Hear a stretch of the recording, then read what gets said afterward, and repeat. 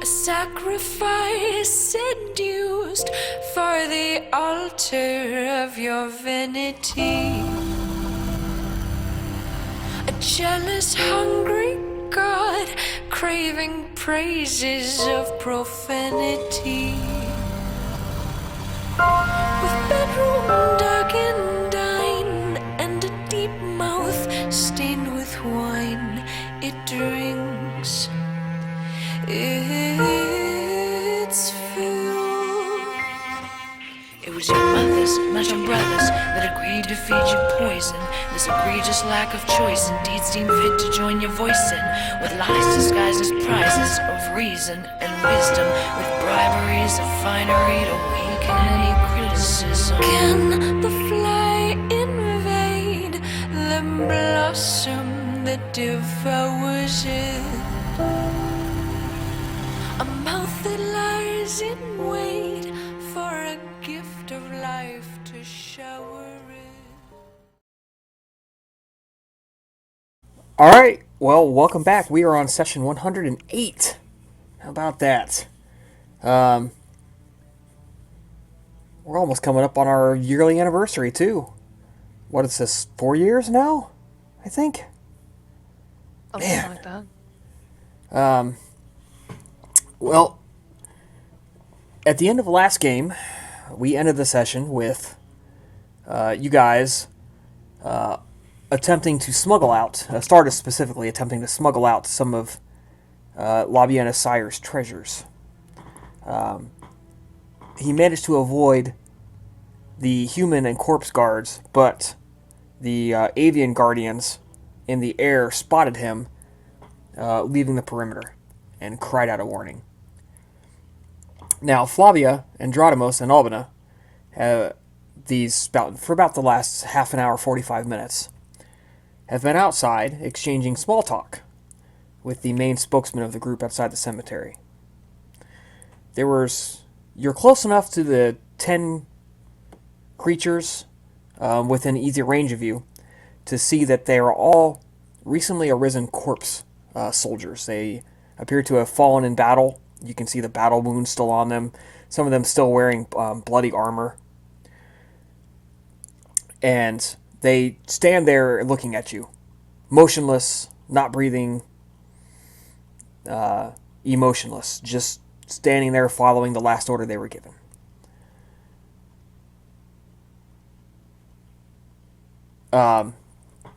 There were 5 other guardians, the ones you see on the screen in front of you listed in blue. You haven't gotten close enough to see what they are. You just see them moving around. And then, of course, at the cemetery gates, there's a further 10 corpse soldiers. And you've noticed that they are there to keep people out, not to keep people in. So you've been exchanging small talk with person number 1, the guy designated as number 1 on the screen, red 1.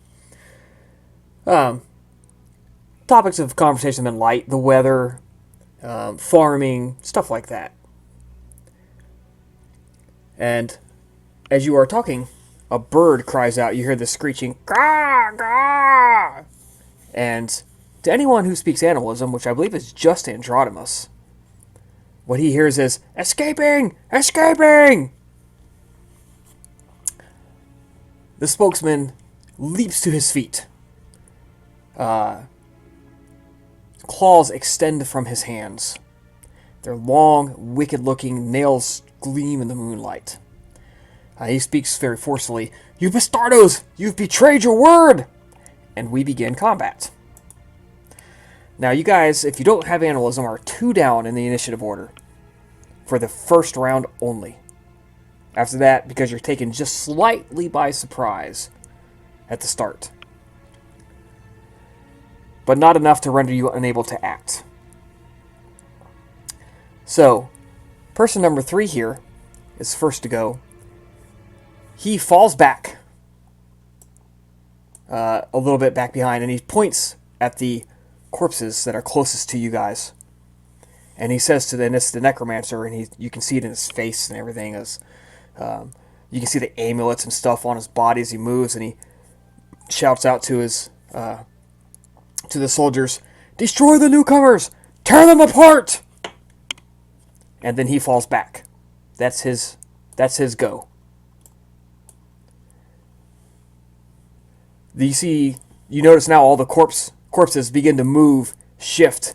They have weapons in their hands and they're getting ready to attack you all. So you see them getting ready to come at you. Labiena, you are chilling in the tomb inside the cemetery. Your homunoculi are out, watching the situation from the walls, telepathically feeding you this information. Because you are in the cemetery and you can't really do anything, combat-wise, what would you like to do? Are you going to, rush out or just kind of stand fast, or what's your plan here? Well, I'm gathering Labiena would have had time to assess the situation, see to determine whether or not they might need some extra assistance. Oh yes, you had at least half an hour, if not more. Okay, well, she probably figures the best thing she can do is attempt to stealthily try and take care of the fellow necromancer. Okay, so to do that, you're going to have to Somehow. leave the tomb, traverse the cemetery, leave the gates, and then find him on the battlefield. And how many turns is that going to take? All right, that is going to take a little bit of time. Let's move to the screen here and figure that out together.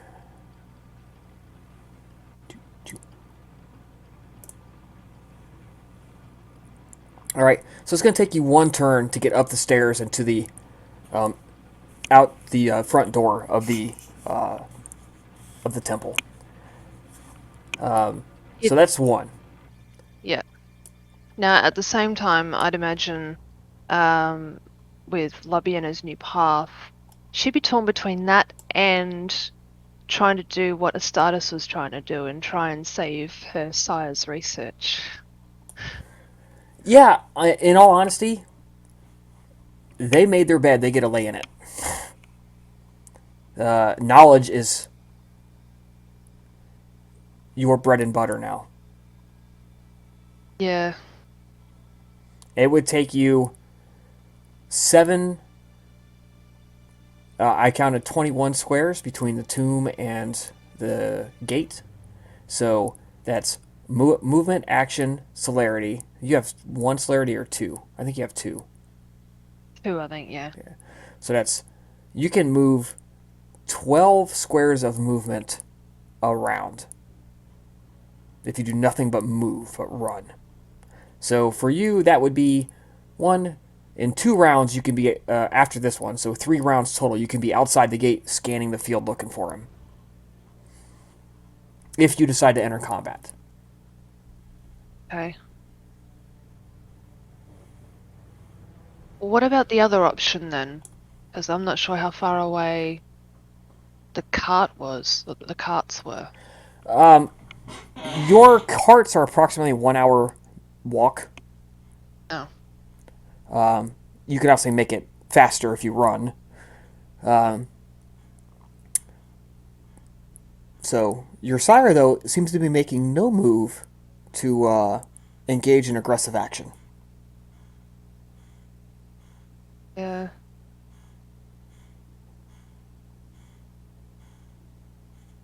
I think it's safe to say, she would at least try and help Septimus. Okay, save so his research. yeah, you're gonna follow his lead then. I would assume. Yeah. All right, so you're gonna stay put for a bit. All right. The 5 guardians on the side of the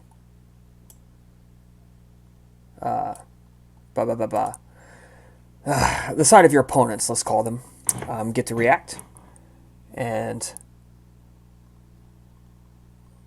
they don't give two shits about stopping you guys. You can run away, but they will not let you hurt. 1, 2, 3. 1, 2, 3. So they are moving to intercept.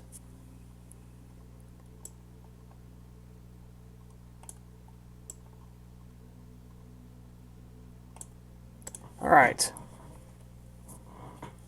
Albina. First guy reaches you, and he swings his sword to attack you.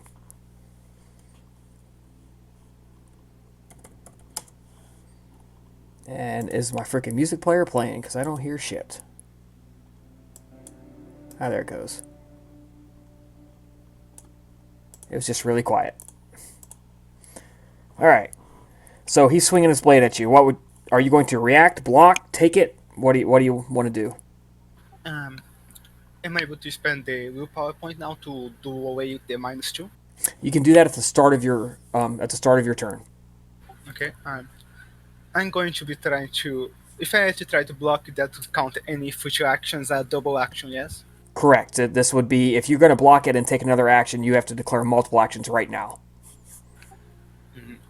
I'm going to try to block it. Yes, declaring multiple action. Okay. So you are -1 dice, +1 difficulty for the multiple action. And no, take it back. For the first action, you're just -1 dice, and then each subsequent action is at +1 difficulty, and minus additional dice. So your Dex melee difficulty 8 because of your intimations of mortality penalty, and he's rolling. There it is.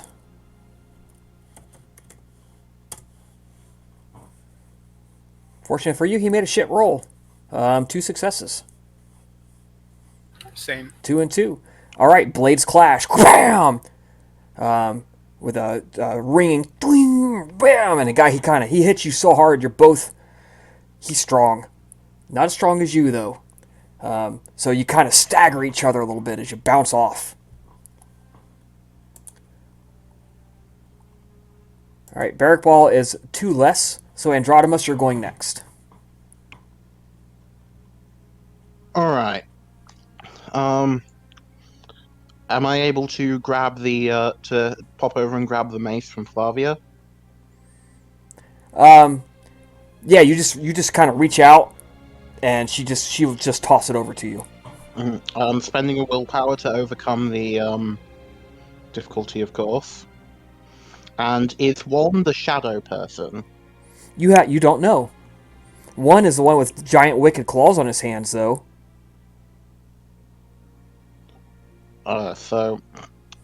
My guess is not then.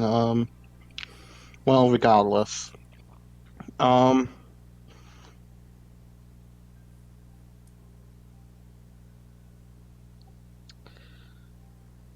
Shit. And Dotimus is going to pop forward and try to cave this guy's skull. All right, so you're gonna hit number 2. Yeah, he held his action. He just moved, so he is being defensive, and he is going to attempt to block.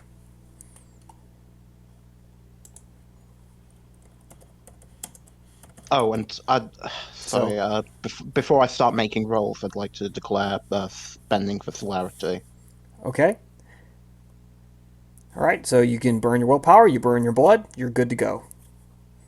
So you lose your Dex bonus to your attack rolls.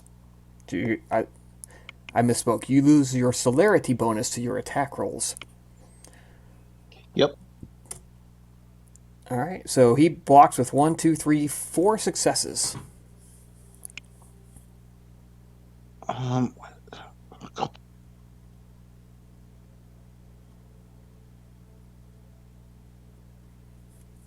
Nice.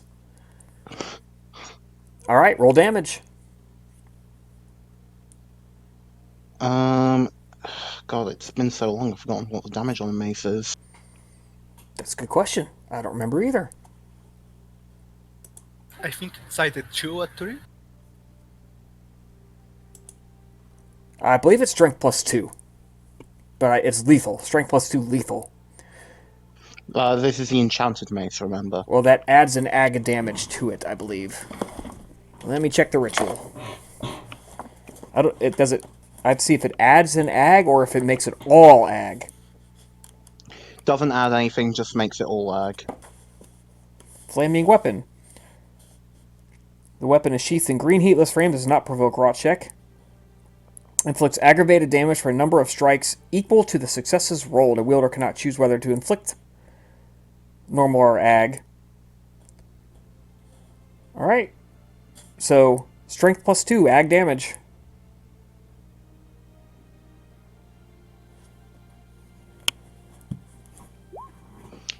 Two. Did you roll your extra successes for the... Oh no, you only had one over. Sorry, you didn't get any Yeah. extra, so... Alright, so your flaming mace comes crashing down on this ghoul.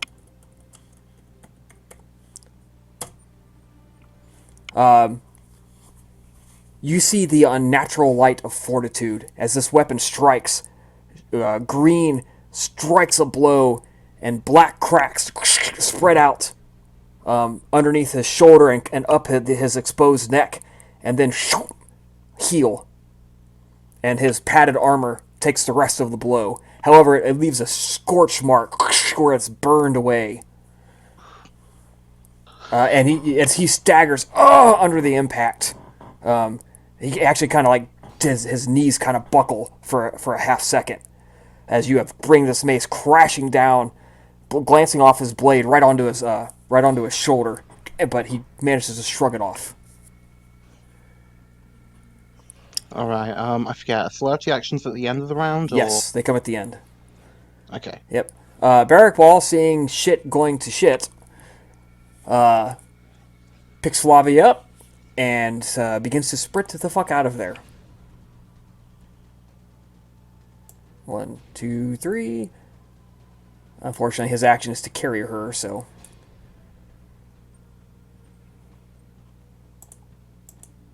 Alright. Person number 1, seeing Androdimus whip out a aggravated mace, steps forward and decides to take the more immediate threat, which is Androdimus, who is now flanked and suffers a +1 difficulty to all of his actions because he's now facing multiple opponents. And he is taking a swipe at you with Ag Damage Claws.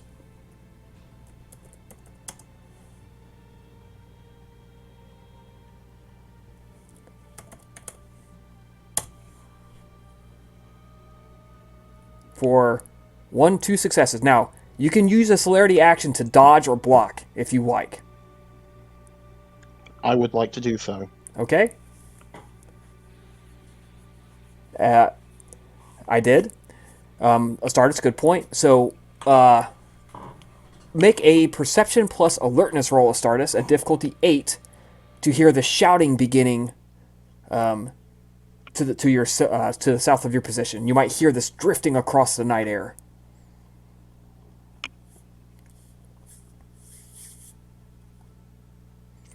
Yes, you hear a distant shout of anger, and then the roar of violence, of people shouting.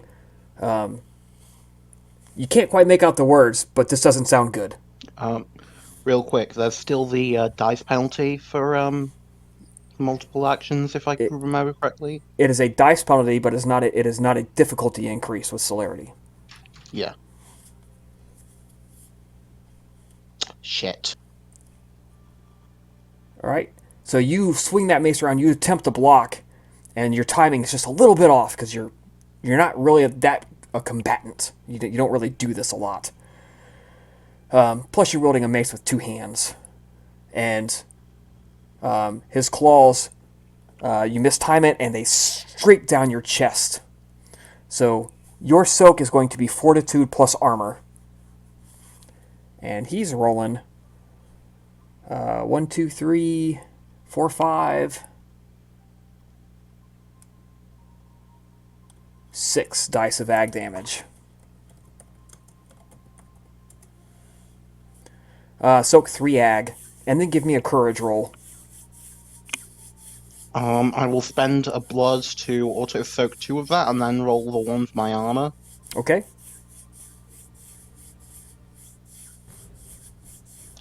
Have the full soak. Awesome. So yeah, his claws tear through your armor. They kind of catch a little bit, and they rip huge gashes, gaping wounds in your armor, and it kind of like fluffs open. it's just hanging off of your body in shreds from where he hit you. Give me a courage roll at difficulty 4 because you just shrugged that blow off. Not even a flinch. You're just like, whatever. But yeah, this dude's trying to kill you. This is not blades or fists. This is, I'm trying to beat you to final death.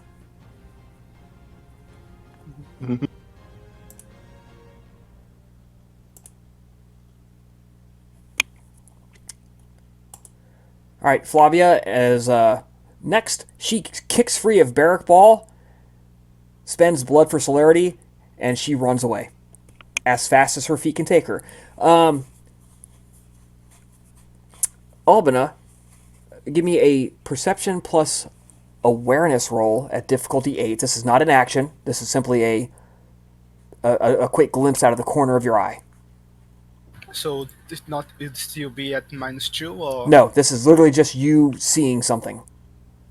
So diff 6, or it's diff 8 because it's behind you, sort of. Okay, it's all right. You don't notice it. What she doesn't notice is that Flavia has frenzied in fear. Because she's like, no, no fights, no fights. Oh my god, no, no! And she's gone. The beast has taken over, and she is out of there. And the dog goes running after her. And she just like, boom! Explodes away in a burst of speed. And begins going crashing through the woods. Alright, Albina, you're at 7, so you're going to go after this guy. Their strategy is very simple. They're going to swarm you. 1, 2, 3. His action is to get to you. 1, 2, 3. Same thing. 1, 2, 3, 4, 5. And they're attacking the ones closest to them. So they're both attacking Barrack Ball. Strategy is not a corpse's strong point. They're going for what's closest.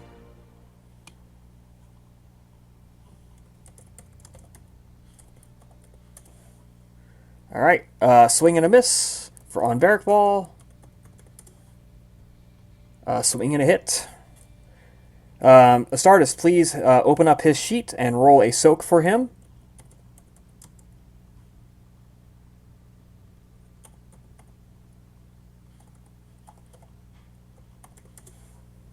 He needs to soak 1 lethal. Ooh boy, I think he's got it. And because he's a ghoul, he can do that with his stamina. Yep.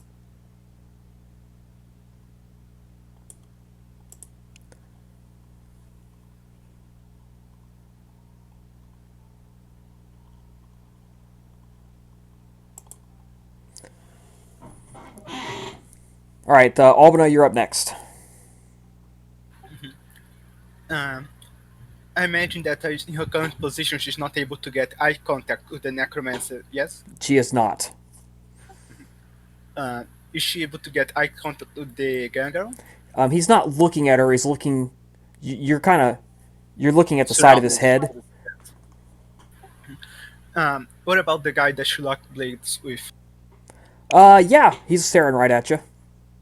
She's going to try to dominate him, telling him to protect them as if they were his master. Okay, so your difficulty is you're at +2 difficulty. Oh yeah, I still going to be using the willpower. Okay, so if you spend a willpower, you can't use dominate. Oh. But at least it renders that part of the penalty against you gone for the rest of the scene. So. Nah, I'm going to be using the dominate to try to. All right, so you're at +2 difficulty. +1 for the extra action. So you're at difficulty 10. So it's 2, 3, 4, 5, 6, 7, 8. So it's 12 minus your merits.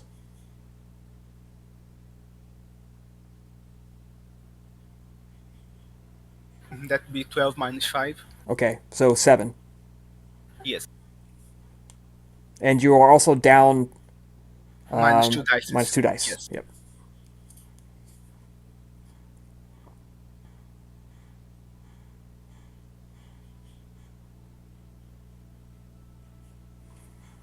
Can I use a willpower for auto success?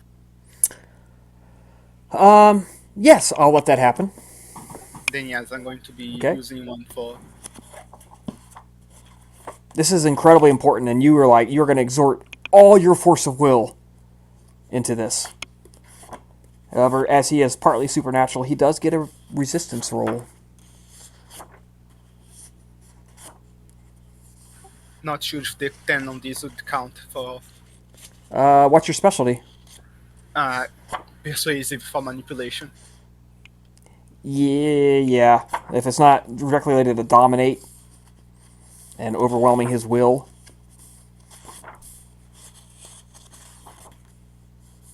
All right.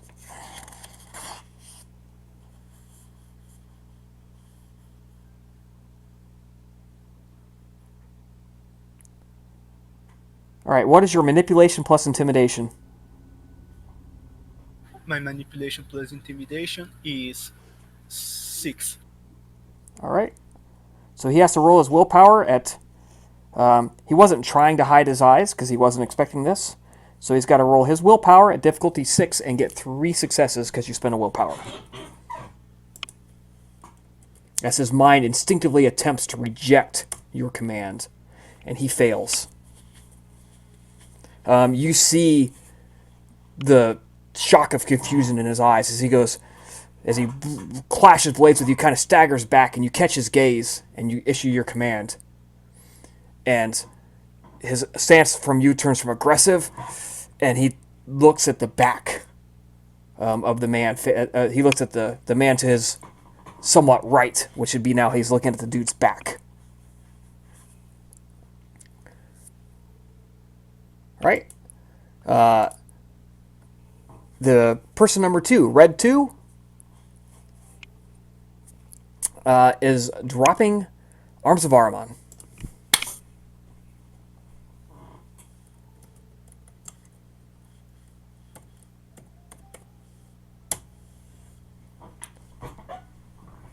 Right? Albina, you would definitely notice this because you've done it yourself many, many times. The shadows at your feet and at Andronimus's feet begin to writhe and twist.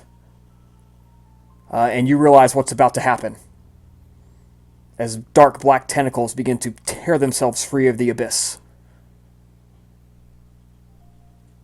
They do not act this turn, though. They go at the end of next round. As this round they are summoned.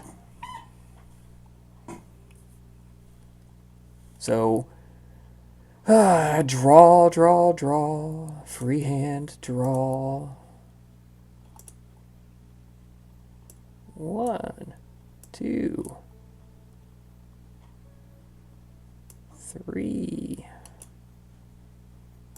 4.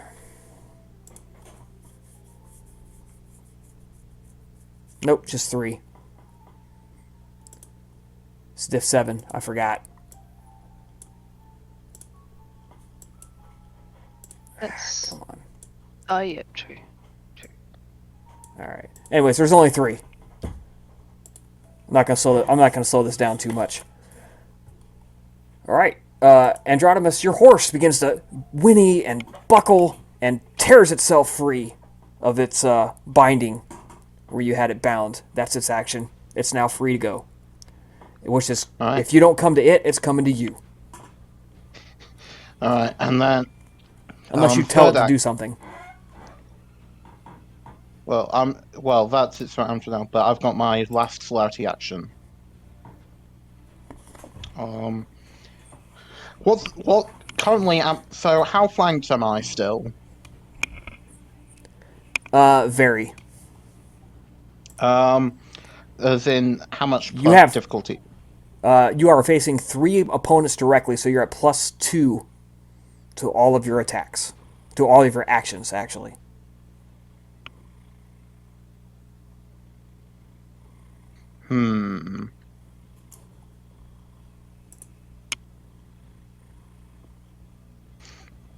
And I can't, and I've already moved to this turn, so I can't move an act, I'm presuming, yeah? This isn't D&D where you gotta, I can only move a little bit. You can move whenever you want to move. Just you can only move so much, and still take actions.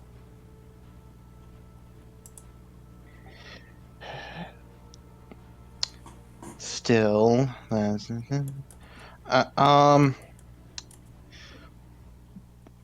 the space between these two, is it, like, blocked, or could I, like, move my way between them while I'm acting? That's movement. Uh, it's pretty tight. Like, I would say it's going to be really tough to get between them. You can give me a Dex Athletics to try. We'll do that. Would that take up my action, is the question? No. Okay, I'm gonna give it a try then. Diff 8 still? So you spent the willpower to remove the penalty, right? So it's going to Yeah, be but... So it's going to be +3 or +2. So yeah, diff 8. Yep. You cannot spend blood to increase your physical stats. Yep.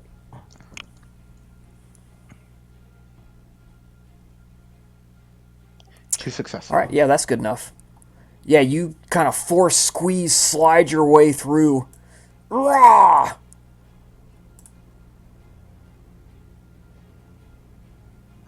And then, okay, do I still have am I still considered surrounded enough for +2 penalty? Yes, because you still have 2 ghouls and not. You actually had a +3 penalty now.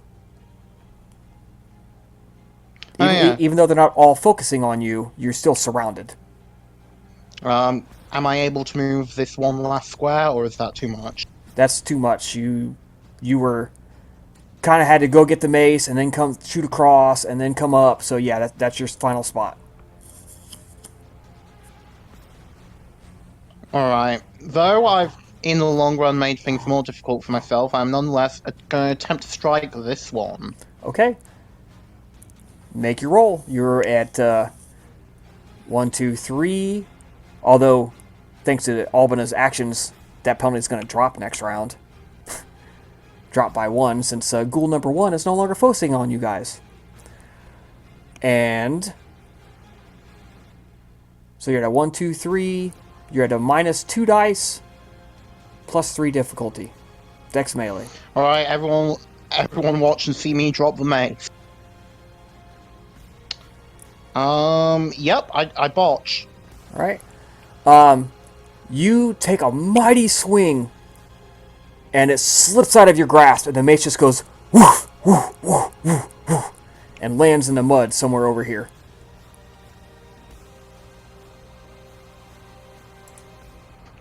I swear loudly. Yep, so the mace lands at the pink square there. Then it just goes splat, and it just like bounces on the grass. The fallen leaves and shit. And you're like, oh fuck. And the Sombra, because that's what number 2 was, turns to look at you with a surprised glance because he didn't expect you to do that. Like, oh fuck, that was close. So yeah, he was not ready for that. By the way, your horse now goes on your initiative, since it's untied. Alright, we're back to the top of the turn order. Everybody's turns are now on their numbered values. No, Sardis grass does not catch fire. It just sits there and kind of flickers. Yeah, like, if the fire does act up, the mud's probably enough to smother it for a bit. So Necromancer is leaving combat zone. Nope, I'm not getting involved in this fight. Fuck y'all.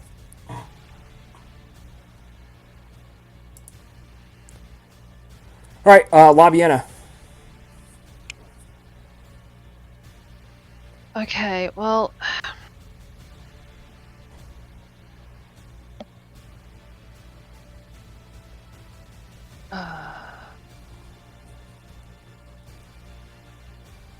Would given the position of her what do you call them? Homunculi. Would she know the rough position of the bird at the moment, or the birds? It's circling in the air. Because she probably figures it's too risky to try and smuggle out some of those scrolls now. The only thing you would have to deal with would be the 2 or 3 patrols on the outside of the walls.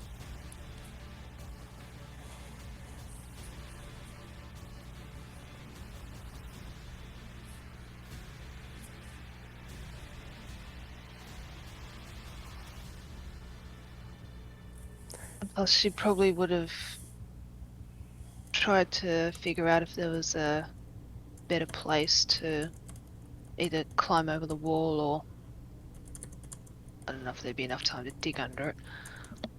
But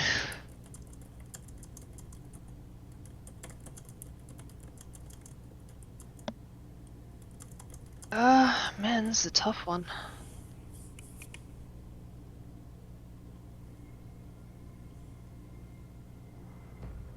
Actually, would you be able to get an idea on how many, like, whether or not there'd be any corpses, so to speak, left in the cemetery itself? All of the available material to be used in necromancy has been used. Otherwise, you're going to have to go out and like unbury it, or disinter it from its sarcophagi. Whatever's there. It would take too long. This conflict has sucked away most of his resources. There's a reason he wanted to leave. Yeah. Now, the other thing I wanted to find out, like, I don't know enough about shambling hordes to know that whether or not it would have effect on corpses that are already under the effect of someone else who would cast shambling hordes on them. You cannot affect somebody else's zombies, no. Okay, I thought I'd double check that anyway. Alright.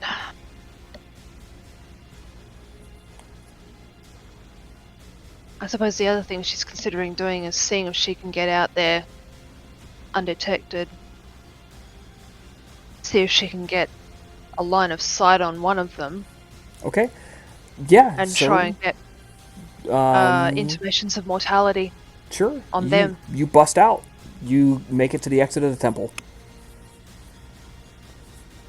At the end of, or unless you did that last round. Did you do that last round, or did you just stay put?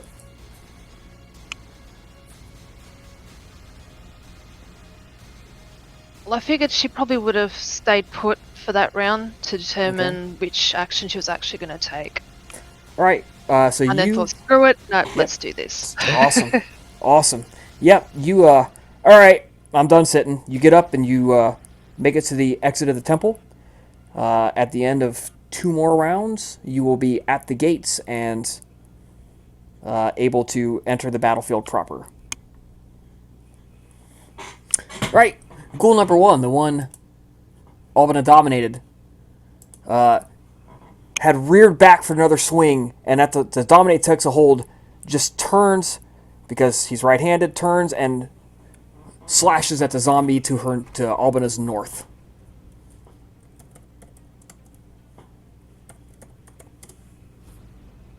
With a mighty motion, slams it into the zombie's head. So, 1, 2, 3, 4, 5.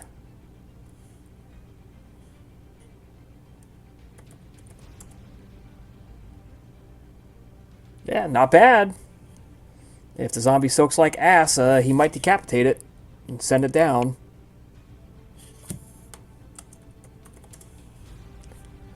The blade, wham, slams into the zombie, and it goes all the way to the spine. The head just starts to loll loosely on its shoulders. There's nothing, no connective tissue anymore. But the magics that animated it keep it active, keep it up.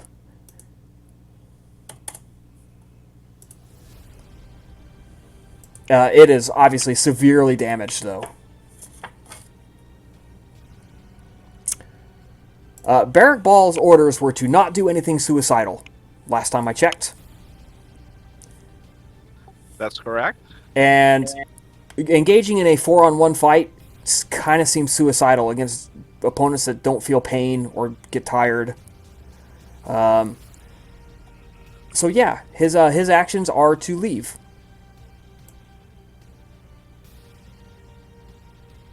So yeah, he is running off the battlefield,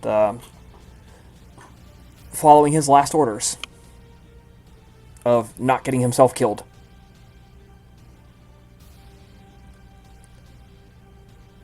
I should not have done that. Astartes, what are you doing? You heard the sounds of battle and you had to make a decision a couple of seconds ago. And what was that decision?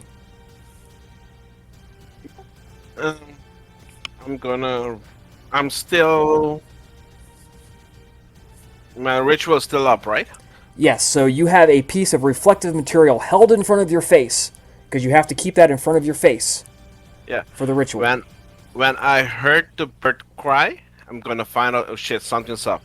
I'm gonna run back to the temple and try to convince Labiena and her sire to charge to where the last remaining zombies that have inside of the courtyard, inside the graveyard, to charge. Okay, so at the end of last round, you are still just outside the wall. You pass through the wall. Let me shift back to the other map.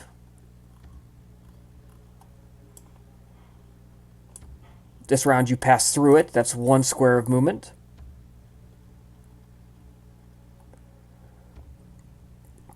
Two, 3 into the temple, and then down the steps.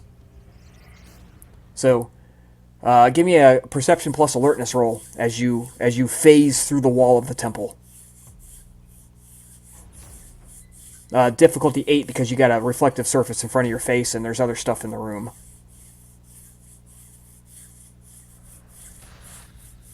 Okay.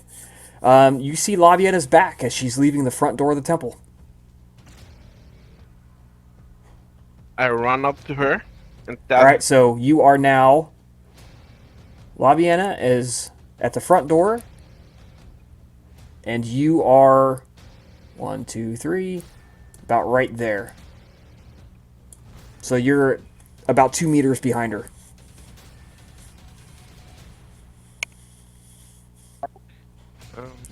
Are you gonna use celerity? I cannot have celerity. Oh, well, that kind of sucks. I scream at her. Send the zombies out. Convince your sire to send the zombies out. We need to help them. All this knowledge will be lost. Well, she definitely heard you. As what she does with that, she'll have to answer that next round.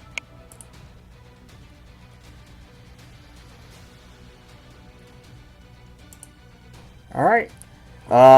Gangrel.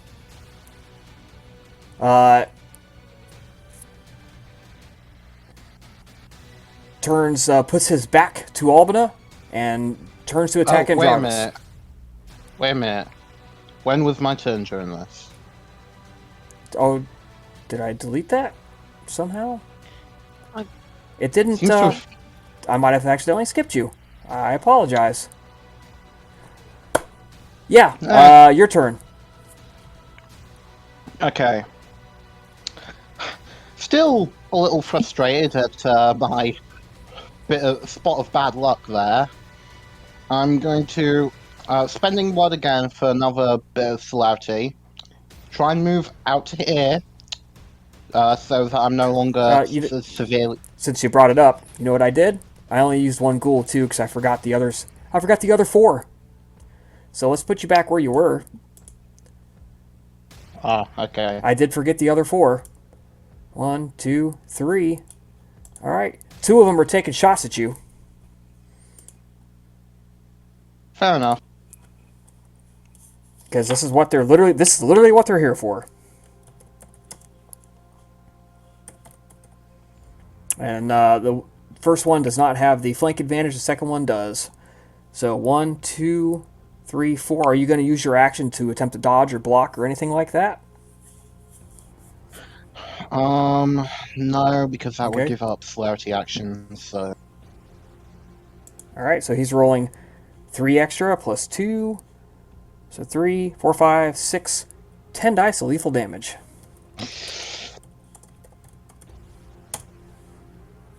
And he rolled lots of ones. So he rolled 1, 2, 3, 4 successes and 3 1. So you only got to soak 1 lethal.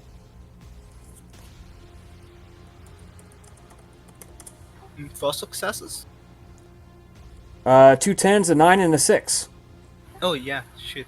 Lost that 6. so I take 1 damage from the first. And the second guy, in the heat of battle, has somehow slips in the heat. His the sweat on the grip of his sword, it kind of turns a little bit, and he just whiffs you, just misses completely. You feel the breeze that takes a couple of hairs off your head, and second guy completely whiffs.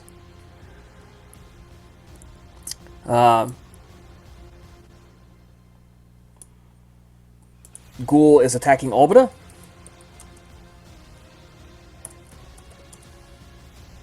Albeda, you want to block or dodge?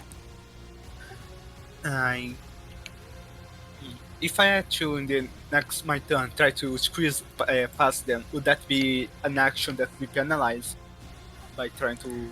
Well, it's movement. It's not an action. Okay, then yeah, I'm going to try to block. All right. So, Dex melee, diff 8. No, yeah, you didn't spend the willpower, so it's diff 8. So, he got 1, 2, 3, 4 successes. Am I to roll or? Yeah, I need you to roll. All right, 2. All right, so you deflect it a little bit, but it still comes smashing down on you. 4, 5, 6, 7, 8.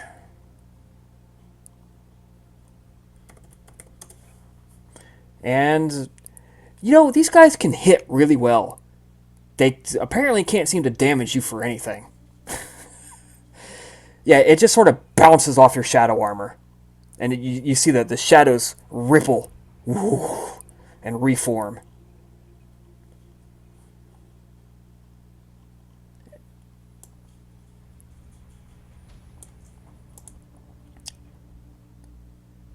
Right.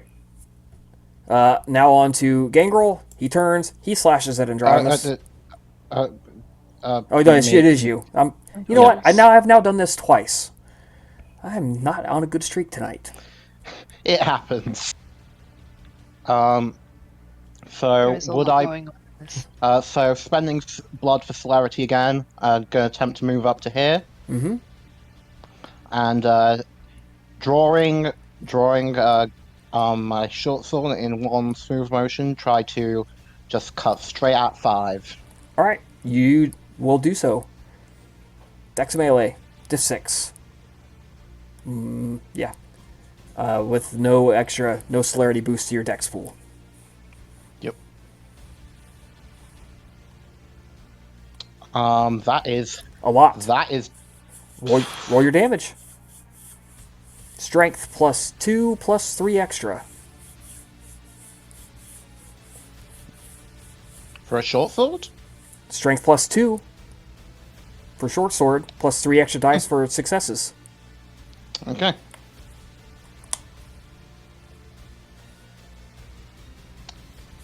All right.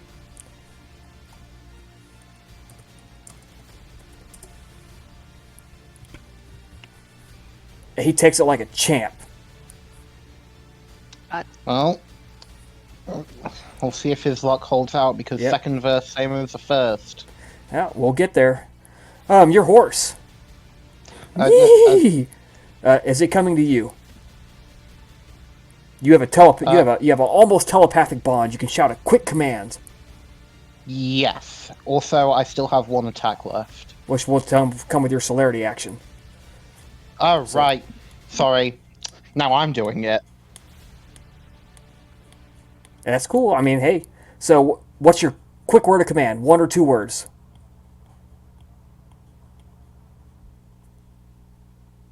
Uh,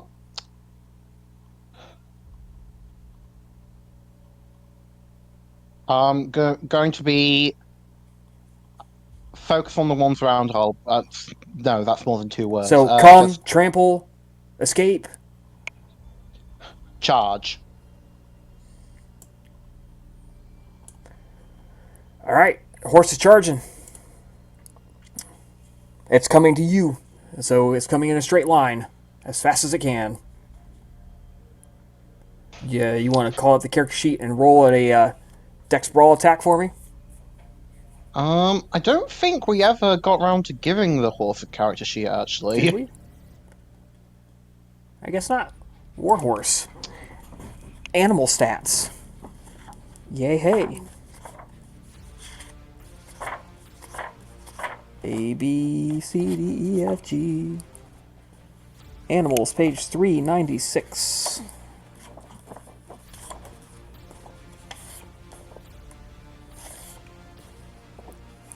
Bat, camel, dogs, birds.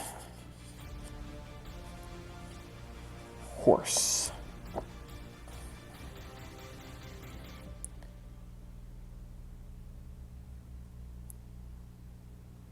All right.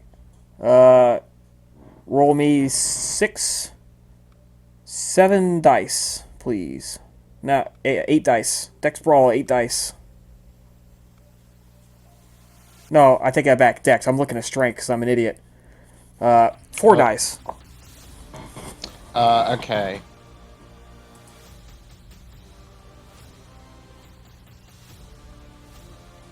Somehow that got more successes than the 8 dice. Hey, what can you say? Alright, roll 8 dice. Roll dice pool is 8 plus 1, so 9 dice bashing damage.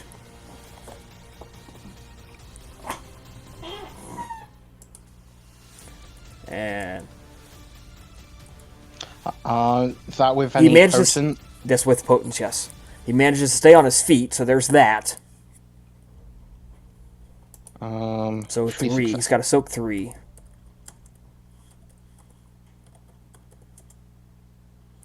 He does. The horse bashes into him from the back, and he kind of staggers forward for a step and like turns to shrug. And in the chaos of the battle, instead of charging forward, the horse just kind of stopped where he was at. To be clear, which one was it? Was it Number- attacking there? Blue 2. Okay. Okay, that's fine. I just like the idea of attacking the fucking presumably Sombra. Yeah, so it attempted to trample through 2, but for whatever reason, it just couldn't quite force its way through.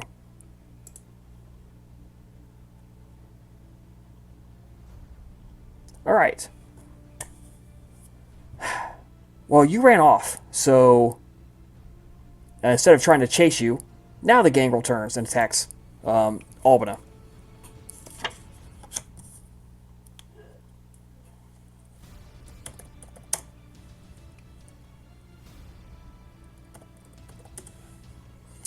And hits you with 4 dice of hits you with 4 successes, Albina. What would you like to do? You attempting to And I believe I already used my action. Action? Okay. Yes, to block the guy. Yeah, to block number 4. Okay. All right. So he's rolling 1, 2, 3, 4, 5, 6, 7, 8.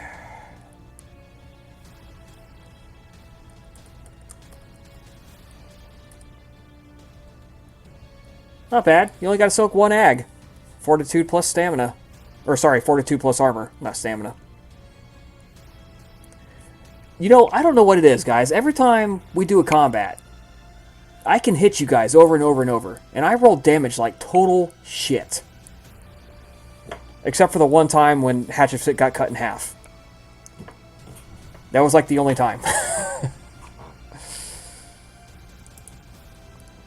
So, Albina, the claws tear through the space where it tears through the space where you're at, and you notice your shadow, which normally sort of closes after anything hits it, doesn't. It kind of ripples a little bit and leaves a gap where the armor refuses to thread back together and close.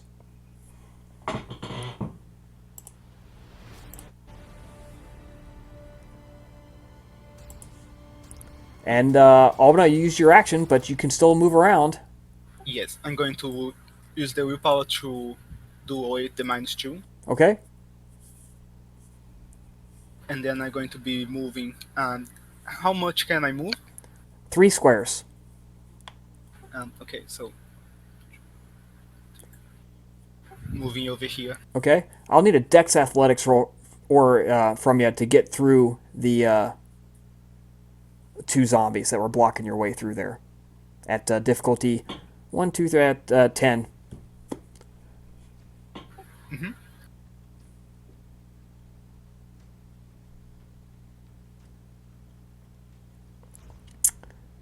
Ooh. Yeah, you try, but it's just too crowded. You try to break through the lines. There's just too many people. Arms grabbing at you, swords flailing. You just can't quite find an opening. Where does that leaves me? Back in the center? Yeah, back in the center. So yeah, you dip, duck, you try to force your way, and like every time you go to through a blade flashes, you're like, oh shit, and you jump back. Alright, zombies are up. So is Intimations of Mortality still up for everyone? Yes, everyone who was affected by it, which was not Albina. Or no, sorry, not Labiena. Yeah. Yep, it lasts, I think, for the rest of the night or some defined time period, but it was enough that it's still affecting them. Damn. Right, so the horde of zombies just is attempting to jump on top of... Now, you know what, if they said destroy them, not hold them, and zombies are known for the literal interpretation of orders.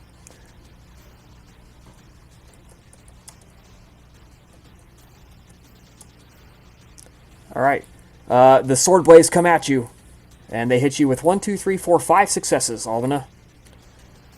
So we're going to need 4, 5, 6, 7, 8, 9, 10, 11.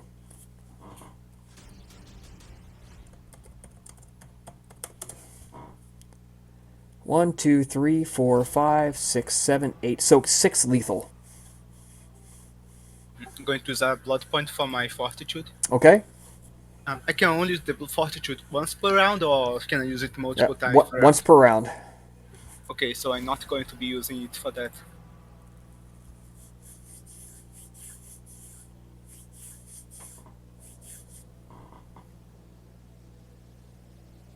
Alright, so despite the incredible shadow armor, some of the attacks find their way through and pierce your flesh, which is 1 total, I believe.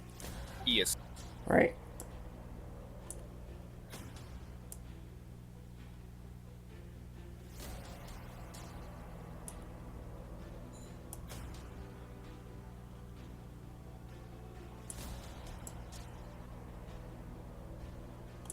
Alright, so 2 more of them attack you. They are now in range. And they hit.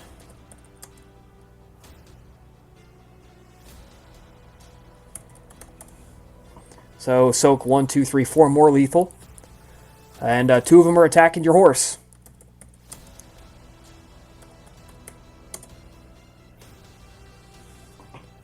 And they hit. I gotta see what your horse is to soak there, Androdimus.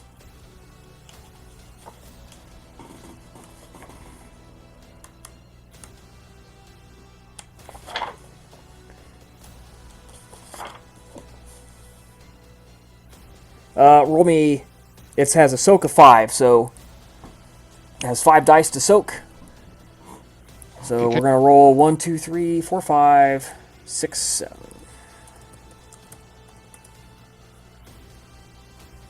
It needs to soak 4 lethal.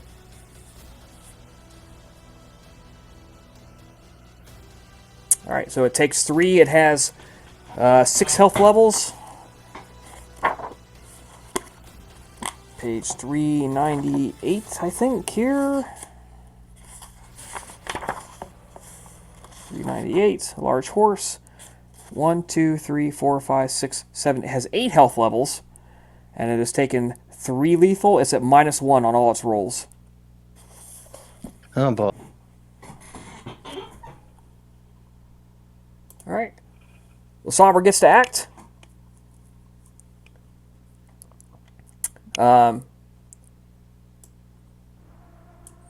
Steps forward, drawing a blade as it comes up, and attacks Androdimus with the blade.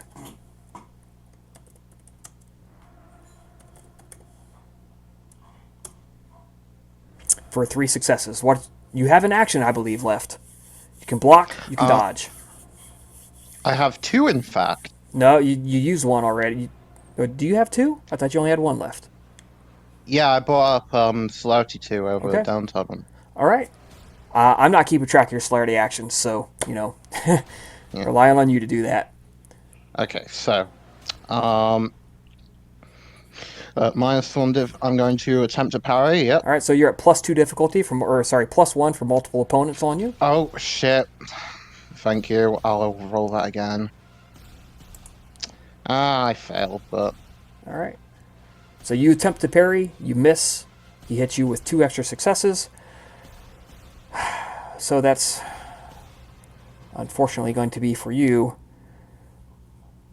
I did not declare he was spending a blood for potence, so I'm not going to count that. So that's 4, 8, 9, 10, 11, 12 dice of lethal damage.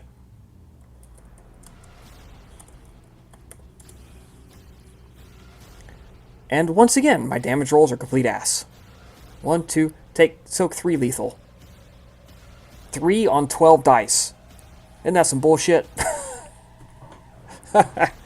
I mean, I'm not complaining. Nah.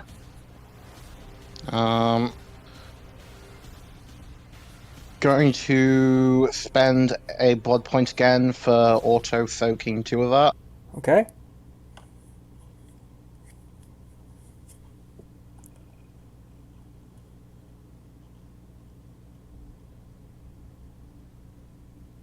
Oh, All right.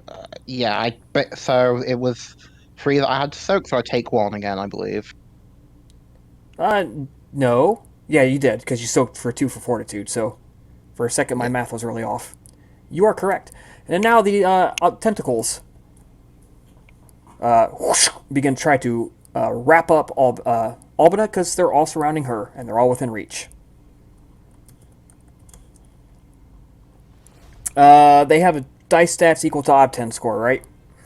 Yes.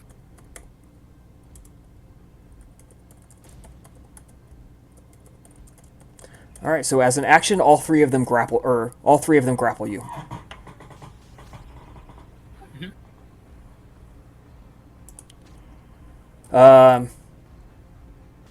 You can attempt to break out. We're going to do a one-time dice roll for you to attempt to shrug off with pure strength. So they're Would that count as an action? no. This is a reflexive thing where you're just like, oh shit, get off of me, and you just kind of try to yank yourself free. So pure strength and potence, yes? Yeah. I'm going to use a blood point. Can I use a blood point on potence? Yeah, I'll let you do that. Cool. Yeah, going to be doing that.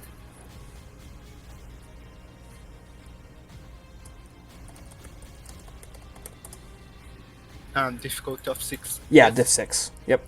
This is straight contested. So 3 successes. 3. For the potence. And they rolled 1, 2, 3, 4, 5, 6, minus 2, 1, so they rolled 4 as a group effort. So you are held by 3 tentacles. Mhm. All right. We're back to the top. We have 1 celerity action left, right, Androdimus? Yep. Okay. What's your celerity action? A shot on the Sombra, Okay, or go for it. shadow person anyway. And may I spend a willpower on this? You haven't spent one this round, have you? No. Okay, yes, you can. Also, I think that my turn is skipped. No, you did your action. You blocked and then you tried to run. Oh, yes, right. I forgot about that.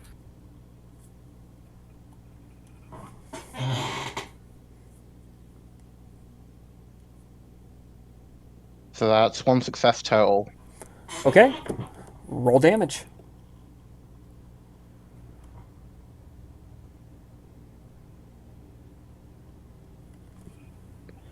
All right, 2 he's going to damage. attempt to soak.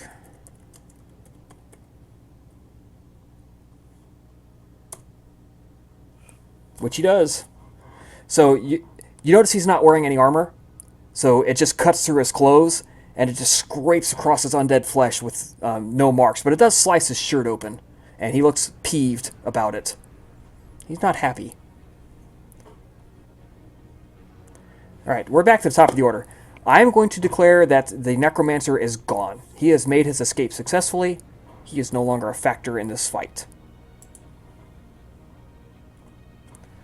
Labiena and Astartes, you guys are going at the same time. So Labiena first.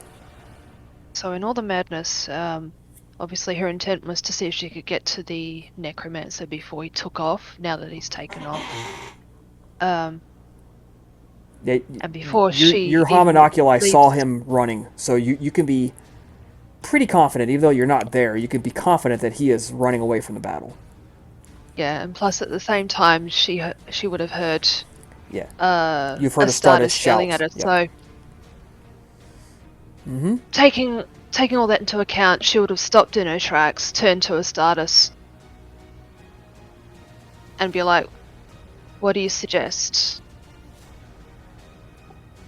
Convince your sire to leave, and let's take all of them because we have zombies in here. Let's all charge to the front gate. Let's abandon this place, but by charging and giving our allies a chance to escape as well. That's a lot of speech for a couple of seconds, so you don't really get a chance to respond except by an action. What are you doing? Then one said, "Let's charge."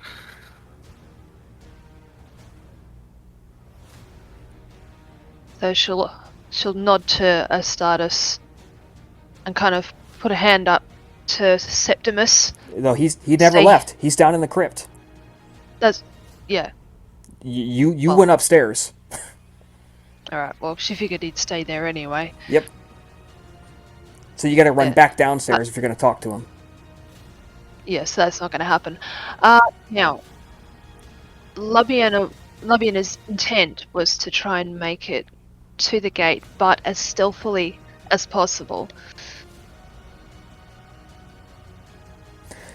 So Labiena, So in other words, if you ran flat out, all out effort, spending blood for celerity, it would take you 2 rounds to get there.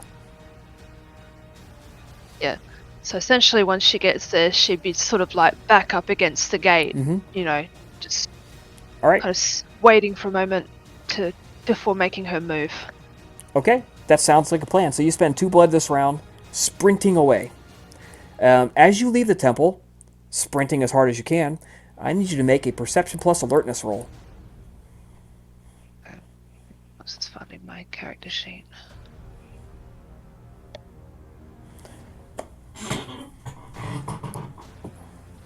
Okay, oh, hang on, take off the blood first. Okay. And alertness.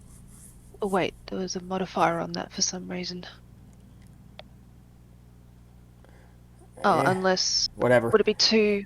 It drops a 2 off. Oh. Doesn't matter. You, as you take off, catch a glimpse out of the corner of your eye. On the north side of the temple, at the cemetery walls, you see a couple of ladders peek up over the wall, and people start climbing over the top.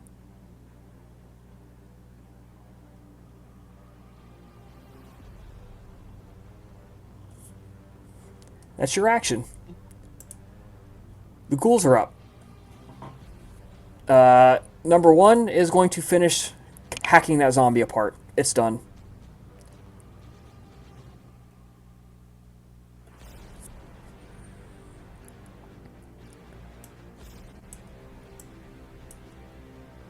Go away. Thank you. Boom, boom. All right. Androdimus, you're taking 2 attacks. Letting the first one go through. Do. All right. So it hits you for 2 extra. So 1, 2, 3, 4, 5. Soak. Jesus Christ! Can't fucking hurt you. Roll soak 2 lethal. Second one hits you with 2 successes.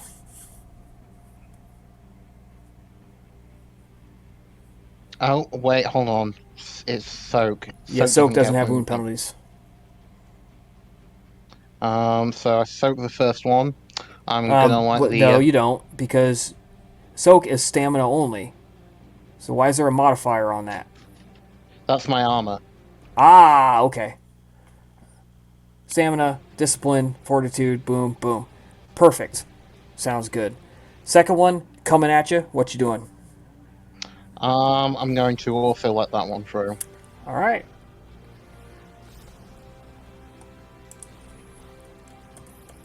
And he hits you for 2, so 1, 2, 3, 4.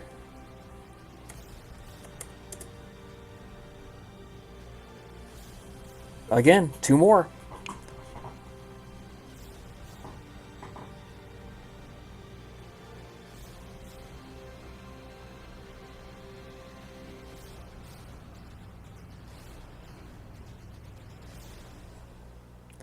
So, you gotta soak 2 more lethal. These guys, they keep coming. Albina, you're getting attacked by... Oh, nope, this one realizes... no, he turns, he's... The 2 other ghouls have turned to your horse and they're hacking away.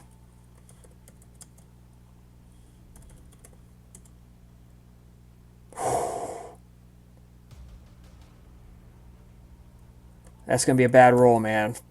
5, 6, 7, 8, 9, 10.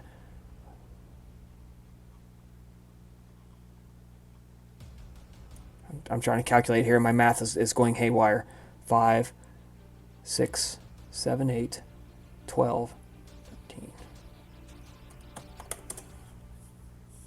1, 2, 3, 4, 5, 6, 7. Horse has to soak 6 lethal from the combined attacks of the ghouls.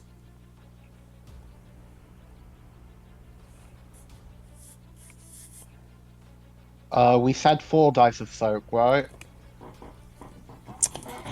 5, I believe. It's got stamina 5. Okay. It's soak. God damn it, I keep wound penalties again. Slash roll 5d10. There we go. 2 successes. Okay. There, so it takes 4. Alright, and it had taken 3 already, correct? I believe so. So it's now taken 7 levels of health damage. It's on literally its last legs. Its action is going to be to limp away. Yeah. And it staggers, galloping as hard as it can, but not doing well. It limps away.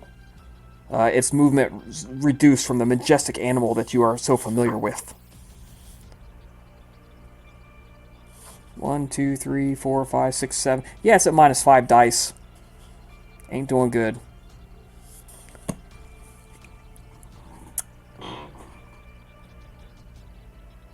Alright, that's all of them. You're up. Alright.